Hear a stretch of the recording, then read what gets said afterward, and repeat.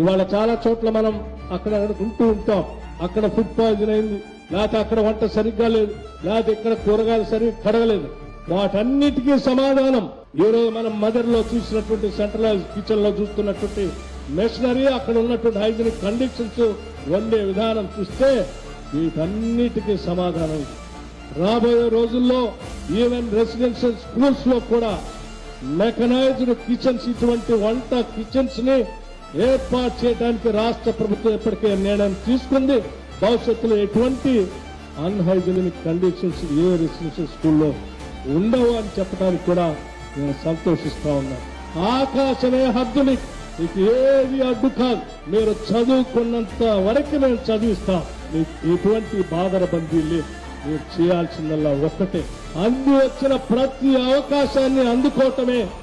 అందుకొని ఆకాశం అంత ఎత్తుకి ఎదగటమే మీ ముందున్నటువంటి లక్ష్యం. మీకు ఏ ఇబ్బంది లేదు. మీ బాధ్యత మాది.